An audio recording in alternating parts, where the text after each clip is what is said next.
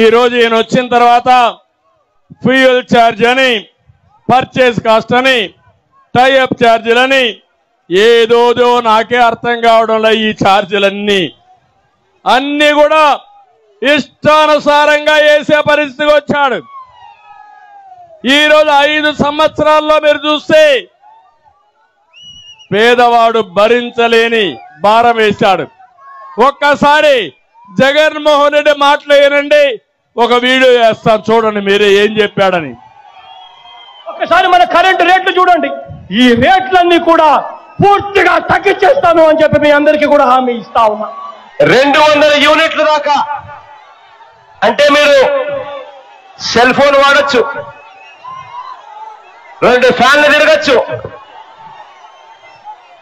దాదాపుగా 16 గంటలు 15 గంటలు టీవీ చూడొచ్చు, దాదాపుగా 2-3 లైట్లు ఉండొచ్చు. అంతా కలిపి దాదాపుగా 200 యూనిట్ల వరకు ఇబ్బంది లేకుండా మీరు ఎన్ని చేసినా కూడా 150 యూనిట్లు దాటం.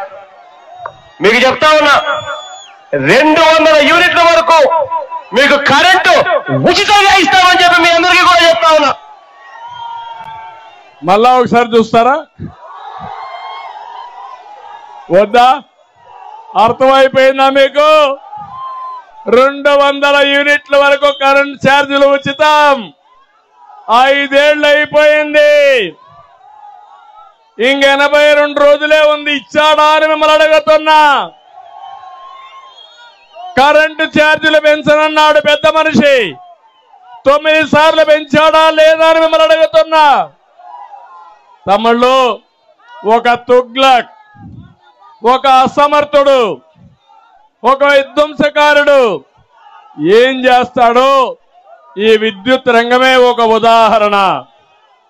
అధికారంలోకి వస్తానే పీపీఏలు రద్దన్నాడు, డిస్కాముల్ని క్రైసిస్ లోకి నెట్టేశాడు. ఇష్టానుసారంగా అప్పుల కోసం రైతుల మీటర్లకు మోటార్లకు మీటర్లు పెట్టిన అసమర్థ ముఖ్యమంత్రి ఈ జగన్మోహన్ రెడ్డి. ఇంకో పక్క మీరు ఒకసారి చూస్తే నేను ఒకటే హామీ ఇస్తున్నా, తెలుగుదేశం పార్టీకి పాలన అంటే తెలుసు, సంపద ఎట్ట సృష్టించాలో తెలుసు, పేదవాడికి ఎట్ట న్యాయం చేయాలో తెలుసు. మళ్ళీ హామీ ఇస్తున్నా, కరెంటు ఛార్జీలు పెంచకుండా ఈ రాష్ట్రంలో మీకు అన్ని విధాల మేలు జరిగేట్టుగా నేను చేస్తానని మరొక్కసారి హామీ ఇస్తున్నా.